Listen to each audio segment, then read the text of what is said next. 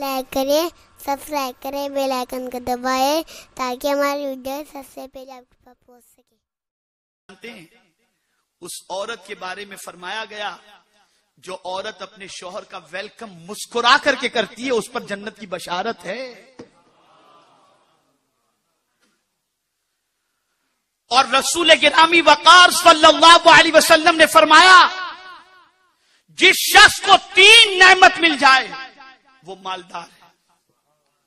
لسان ذاکر وقلب شاکر۔ سرکار فرماتے ہیں ذکر کرنے والی زبان، شکر ادا کرنے والا دل اور ایمان پر مدد کرنے والی بیوی مل جائے اس سے بڑا مالدار کوئی دوسرا ہے ہی نہیں۔ آج کی بیویاں داڑھی رکھنے پر اعتراض،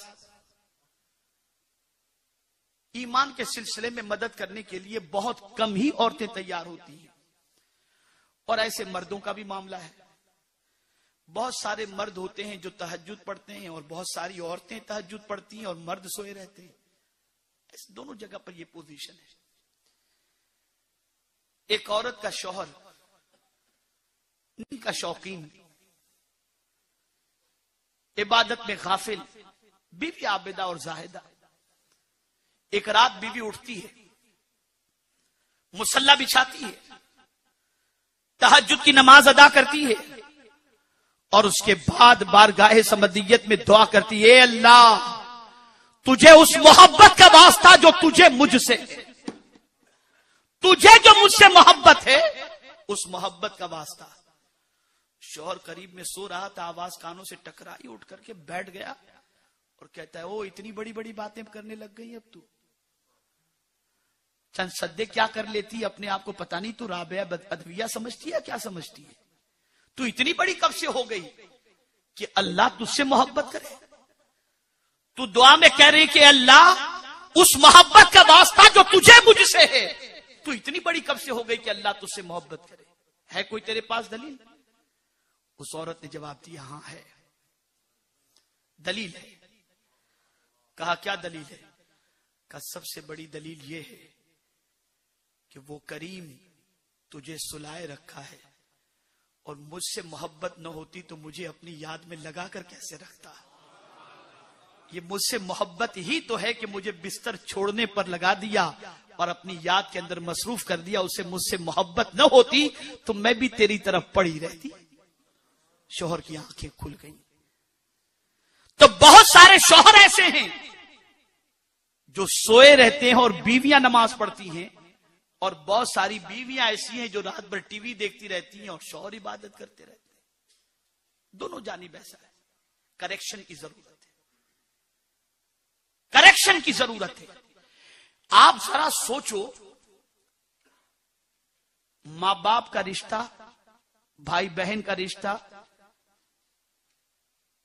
یہ کتنا عظیم رشتہ ہے، لیکن پورا قرآن اٹھا کر کے کوئی مجھے بتا دے کہ کہیں یہ آیا ہو کہ قیامت کے دن باپ بیٹے کے ساتھ ہوگا، ماں بیٹے کے ساتھ ہوگی، کوئی مجھے بتا دے۔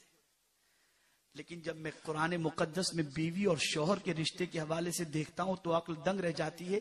میرا رب فرماتا ہے کہ جنت کے جھولے میں میاں بیوی بیٹھ کر کے جھولتے ہوں گے۔ یہ قرآن مقدس میں ہے۔ آپ مجھے بتاؤ، جس رشتے کو میرے کریم نے جنت تک باقی رکھا، اس رشتے کے حوالے سے آج کا مسلمان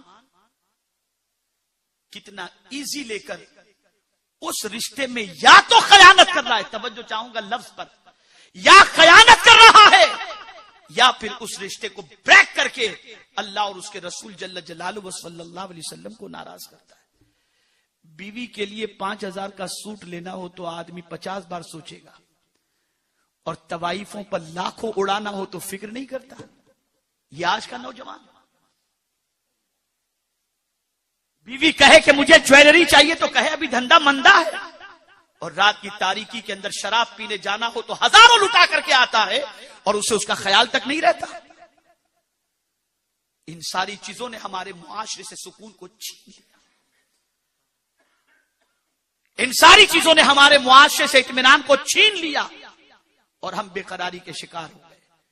تو قرآن کہتا ہے وہی رب ہے جس نے تمہارے لیے تمہیں میں سے جوڑے بنائے اور بیوی کو تمہارے لیے سکون کا ذریعہ بنایا. سکون، اسے کھلاؤ، اسے پلاؤ، اسے پہناؤ، اس کی جائز خواہش کو اور جائز مطالبات کو پورا کرو، وہ ناراض نہ ہونے پائے.